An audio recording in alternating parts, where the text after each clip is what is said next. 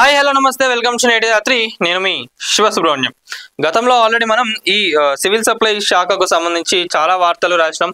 మిల్లర్ల గురించి రాసినాం, మిల్లర్లు చేసే అరాచకాల గురించి రాసినాం. మరి మిల్లర్లకు జరిగే బాధలు కానివ్వండి, వాళ్ళకి జరిగే నష్టాలు ఏవైతే ఉన్నాయో వాళ్ళని ఎట్లా ఇబ్బంది పెడుతున్నారో, పెద్ద మిల్లర్లు అధికారులు ఎట్లా ఇబ్బంది పెడుతున్నారో ఏందనే దానిపైన కూడా మనం మాట్లాడినాం. ఇప్పుడు దాని తర్వాత కూడా ఇంకొక ఎపిసోడ్ లో కూడా మిల్లర్లకు ఎవరైనా అధికారులు బెదిరించినా, వాళ్ళని ఎవరైనా ఇబ్బంది పెట్టినా, అంటే కరెక్ట్ గా ఉన్న మిల్లర్లు, చిన్న చిన్న మిల్లర్లు ఎవరైతే ఇబ్బంది పడుతున్నారో మీరందరూ కూడా నీటి జాతిని ఆశ్రయించండి, మీకు 100% సపోర్ట్ చేస్తాం. అధికారులను తరిమి కొట్టే వరకు కూడా ఊరుకోమని చెప్పి కూడా చెప్పడం జరిగింది. సో దానికి సంబంధించి ఈ రోజు మనం మాట్లాడుకుందాము. ఎందుకంటే ఇది జస్ట్ ఒక ఇంట్రోనే. ఈ అధికారులందరికీ సంబంధించి కూడా ఎక్స్క్లూజివ్ గా నేటి రాత్రిలో ఒక స్టోరీ రాబోతుంది. అధికారులు, ప్రతి జిల్లాలో ఉన్న అధికారులు ఎంతెంత దోచుకున్నారు, ఎట్లెట్లా మిల్లర్లను ఇబ్బంది పెట్టినరు, వాళ్ళ దగ్గర నుంచి డబ్బులు ఇల్లు ఎట్లా లాగుతున్నారు ఏందనే దానిపైన కూడా ఇక 1 by 1 వస్తానే ఉంటారు, ఎవిడెన్స్లు వస్తానే ఉంటాయి. మిల్లర్లు కూడా ఇప్పుడు కాకుండా తర్వాత అయినా కూడా నోరిస్తారు. ఇక్కడ సందీప్ గారు, నిజంగా సందీప్ గారికి హ్యాండ్స్ ఆఫ్ చేయాలి. ఎందుకంటే ఈరోజు సందీప్ గారు బయటికి రాకపోతే ఇంకా చాలా మంది మిల్లర్లు కూడా ఇట్లాంటి అధికారులు ఎవరైతే ఉన్నారో వీళ్ళతోని బలయ్యేటోళ్ళు. అంటే కొంతమంది ఎంత నీతిగా ఉన్నా కూడా వీళ్ళ వల్ల, ఇట్లాంటి అధికారుల వల్ల చాలా మంది కూడా అసలు ఈ బిజినెస్ ఏంద్రా భయ్, నేను ఎందుకు వచ్చినా, నేను ఏం చేస్తున్నా, ఇన్ని పైసలు పెట్టుకొని నేను వచ్చేది వీళ్ళ కోసం ఇయ్యనిక, సరే వీళ్ళంటే ఇద్దామని అనుకున్నా కూడా ఇంకా ఎక్కువ ప్రెజర్ చేసేస్తున్నారంట పని కానియకుండా. మరి ఇక్కడ తెలంగాణ ప్రభుత్వం చూసుకున్నట్లయితే సన్నబియ్యం పథకం అని చెప్పి ఒకటి పెట్టుకున్నది. మరి అది సక్సెస్ కావాలంటే మిల్లర్లందరినీ కూడా ప్రశాంతంగా ఉండనియాలి కదా. 200 కోట్లు 300 కోట్లు బకాయిలు ఉన్న మిల్లర్లనేమో వదిలేస్తారు. వాళ్ళ జోలికి ఓరీలు ఎప్పుడైనా కూడా వాళ్ళ జోలికి ఇల్లు ఓరు. భయం, చెప్తున్నా కదా, భయం. ఎప్పుడైనా కూడా ఇట్లాంటి వాళ్ళని ఎప్పుడు తొక్కుదామా వీళ్ళని ఎప్పుడు. ఇక ఇంకోటి ఏంటంటే ఇప్పుడు చూసుకున్నట్లయితే సీజన్ గతంలో మనం చూసుకున్నట్లయితే ఇంత ప్రొడక్షన్ కూడా ఉండేది కాదు. అప్పుడు సివిల్ సప్లై శాఖను ఎవ్వరు కూడా దేకలే. ఇప్పుడు రెవెన్యూ శాఖల నుంచి వెళ్ళి కూడా వచ్చిన పెద్ద మనుషులందరూ ఎవరైతే ఉన్నారో వీళ్ళందరూ ఏంటంటే పాపం గతంలో ఇల్లు 100-200కు ఇన్కమ్ సర్టిఫికెట్లు, క్యాస్ట్ సర్టిఫికెట్లు అవన్నీ కూడా తీసుకునేటోళ్ళు. ఆ సర్టిఫికెట్లు కూడా 100-200-300 తీసుకొని దొరికిన వాళ్ళు కూడా ఉన్నారు. వాళ్ళందరినీ తీసుకొచ్చి ఇప్పుడు సివిల్ సప్లైలో వేయంగానే ఏమైందంటే ఈ ఆకలి పైన ఉన్నారు. వాళ్ళంతా ఆకలి పైన ఉండేసే వరకు అసలు ఏం చూడకుండా, ముందు వెనకాల చూడకుండా వాళ్ళ అరాచకాలు అడ్డగోలుగున్నాయి. చెప్తా, ఇప్పుడు మనం ఒక 3 ఇష్యూస్ వచ్చినాయి ఆల్రెడీ మన దగ్గరకు. ఆ 3 ఇష్యూస్ ఏందనేది కూడా ఒకసారి మాట్లాడుకుందాం. ఇంకా 1 by 1 వస్తాయి. ఇక్కడ సందీప్ గారు ధైర్యంగా బయటికి వచ్చి ఏసీబీకి ఈ పెద్ద మనుషులను పట్టించిండ్రు కాబట్టి ఇక్కడ సందీప్ గారు ఫోటో వేయడం జరిగింది.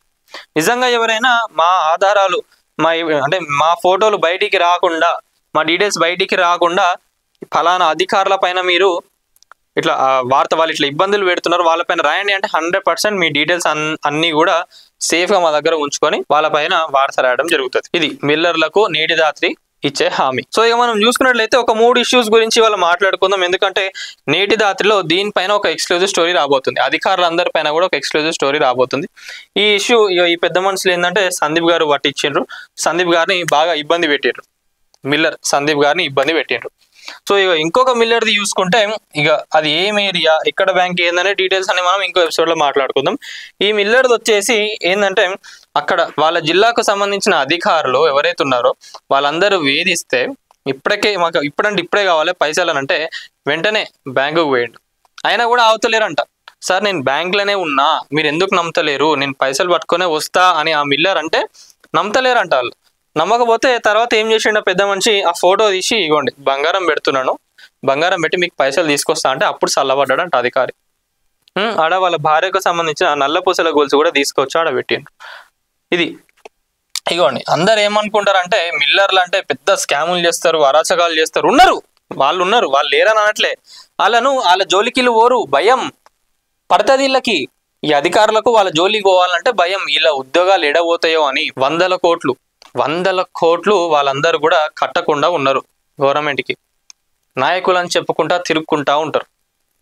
వాళ్ళ జోలికి వీళ్ళు ఓరు. వాళ్ళు చెప్పినట్టు వీళ్ళు నడుచుకుంటా ఉంటారు. చిన్న చిన్న మిల్లర్లు ఎవరైతే ఉన్నారో వాళ్ళందరినీ ఇట్లా వేధించుకుంటూ చంపుకొని తింటా ఉన్నారు వీళ్ళందరూ కూడా, అధికారులందరూ. అట్లాంటి వాళ్ళు ఎవరెవరు ఉన్నారు, ఎవరెవరు ఆస్తి ఎంత ఉన్నది ఏందనే వివరాలు అన్నీ కూడా వస్తాయి 1 by 1.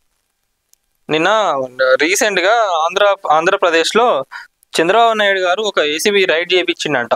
ఏది రిజిస్ట్రేషన్ల శాఖకు సంబంధించి అసలు ఎవరికి తెలియలేదంట. వాళ్ళందరికీ కూడా రైడ్ చేసేటోళ్ళకి కూడా లాస్ట్ మూమెంట్ వరకు కూడా ఎవరిని చేయాలి, మేము ఎవరి ఇంటికి పోవాలి, ఎవరిని సోదాలు చేయాలి ఏందనేది కూడా ఏం డీటెయిల్స్ తెలియదంట. లాస్ట్లో వాళ్ళకి ఏదో చిట్టీలు ఇచ్చినట్ట వీళ్ళ దగ్గర ఉన్న ఫోన్లన్నీ కూడా లాక్కున్నారంట. సో లాస్ట్లో చూసుకుంటే మొత్తం అక్కడున్న జిల్లాలో ఉన్న అన్ని సబ్ రిజిస్ట్రేషన్ ఆఫీసులలో వాళ్ళ ఎవరైతే రిజిస్ట్రార్లు ఉంటారో వాళ్ళందరిపైన కూడా చేయించిందంట. అట్లా చేయాలి. సివిల్ సప్లై శాఖకు కూడా ఒక్కసారి మంత్రి గారు మీరు స్పందించి, కమిషనర్ గారు కూడా ఒకసారి చూసి స్పందించి ఈ అధికారులు ఎవరైతే ఉన్నారో వీళ్ళు బట్టి సివిల్ సప్లై శాఖ నాశనం అయిపోతా ఉన్నది. మిల్లర్లు అందరూ లేకుంటే సివిల్ సప్లై శాఖ ఏడుంటుందో ఒక్కసారి ఆలోచించుకోండి. ఈ రోజు మీరు గర్వంగా చెప్పుకునే సన్నబియ్యం పథకం ఏది ఉందో ఒక్కసారి ఆలోచించుకోండి ఎట్లుంటుంది అనేది, ఏమైపోతుంది ఏందనేది ఒకసారి ఆలోచించండి. ఇది ఒక మిల్లర్ ముచ్చట. ఇంకో మిల్లర్ ముచ్చట ఏంటంటే పాపం మిల్లర్కి అసలు ఏం సంబంధం లేదు, అంతా మంచిగానే ఉన్నది. తన వ్యవహారం తను చేసేది ఏదైతే ఉందో, తను చేసుకునే బిజినెస్ ఏదైతే ఉందో అంతా మంచిగానే ఉన్నది. నాకు ఇప్పుడు వెంటనే 3 లక్షలు కావాలి, 3 లక్షలు ఇవ్వకపోతే మంచిగా ఉండదు అని అంటే ఆయన ఏమంటాడు, అసలు నా దగ్గర ఏమున్నది, నా అంతా కరెక్ట్గానే నడుస్తాను కదా, నాకు కరెక్ట్గా నడిచినా కూడా నేను మీకు ఎందుకు ఇవ్వాలి, సరే ఇద్దాం, ఇవ్వాలి, మీకేదో హ్యాపీనెస్గా మేము ఇవ్వాలి అని అనుకున్నా కూడా ఎంతో కొంత ఇస్తే ఒక అర్థం ఉంటుంది. మరి 3 లక్షలు అంటే ఏంది, ఒక్కొక్కరికి 3 లక్షలు అంటే ఏంది, అది ఎంతవరకు కరెక్ట్ అని చెప్పి ఏం చేసిండంటే 10,000 జీపే చేసిండంట. 10,000 జీపే చేసినాక ఈ అధికారులు ఏమనుకున్నారు, 3 లక్షలు అయితే 10,000 చేసుడు ఏందని చెప్పి వెంటనే వాళ్ళ పై అధికారులకు ఏం చేసిండు, అసలు ఈయన దగ్గర కొన్ని కోట్ల వర్త్ ధాన్యం కూడా ఈయన దగ్గర లేదు, మిస్ అవుతుందని చెప్పి రాసి పంపించేసిండంట. ఆ మిల్లర్ షాక్ ఏంటంట, అసలు నెంబర్ ఎందుకు చెప్తలేనంటే ఇదంతా కూడా జస్ట్ ఒక ఇంట్రోనే, ప్రతి ఒక్కటి డీటెయిల్డ్ గా అది ఎన్ని కోట్లు, ఏరియా ఇక్కడ ఏందనేది కూడా వస్తుంది మళ్ళా. సో ఇన్ని కోట్ల ధాన్యం కూడా ఇక్కడ మిస్ అవుతుందని చెప్పి వాళ్ళ పై అధికారులకు చెప్తే వీళ్ళేమో ముందు వెనకాల ఆలోచించకుండా వీళ్ళ పైన యాక్షన్ తీసుకుంటారు. సో అంటే వీళ్ళు చేసే అరాచకాలు ఇంత ఘోరంగా ఉన్నాయి అంటే నా సిగ్నేచర్కి ఇంత వాల్యూ ఉంది కదా, నేను ఎట్లా పడతా అట్లా సిగ్నేచర్లు పెడతా, నేను ఏది పడతా అది రాస్తా, నేను చెప్పింది ఇక్కడ నడుస్తుంది అనే యాంగిల్లో వీళ్ళందరూ అధికారులందరూ కూడా ఉన్నారు. కరెక్ట్గా మనం ఏంటంటే సివిల్ సప్లై శాఖ కమిషనర్ గారు ఎవరు ముందున్న కమిషనర్ చౌహాన్ గారు నిజంగా దీన్ని ప్రక్షాళన చేసే టైంకే సివిల్ సప్లైకి మన ఈ మిల్లర్ల అసోసియేషన్కి సంబంధించి కొంతమంది పెద్దలు ఎవరైతే ఉన్నారో వాళ్ళందరూ చేయబట్టి ప్లస్ ఈ అధికారులు చేయబట్టి కమిషనర్ గారు లాస్ట్ మూమెంట్లో మారడం జరిగింది.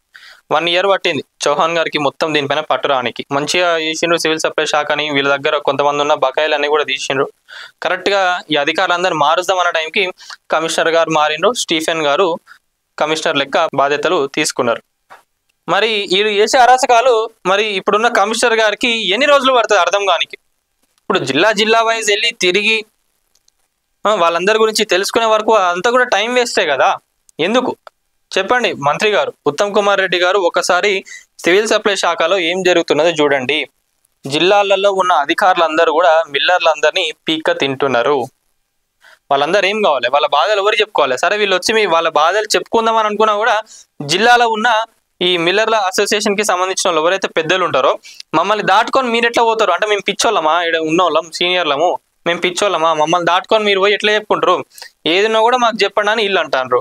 వీళ్ళకి చెప్తే వాళ్ళ దాకా ముచ్చట పోతాందో లేదో తెలియదు, వాళ్ళు ఆడ పోతున్నారు, వీళ్ళ పనులు కానిచ్చుకొని వీళ్ళు వచ్చేస్తున్నారు. ఇది నడుస్తున్న తంతు. మరి ఈ మిల్లర్ల బాధ ఎవరింటారు? ఇన్ని సంవత్సరాలుగా మిల్లర్లతోని ఒక్క మీటింగ్ పెట్టింది కూడా లేదు. సో నేను సివిల్ సప్లై మంత్రి గారిని ప్లస్ కమిషనర్ గారిని ఒకటే అడుగుతున్నా, ఇన్ని సంవత్సరాలుగా అసలు సివిల్ సప్లై శాఖలో ఏమైందో ఒక్కసారి తెలుసుకోండి.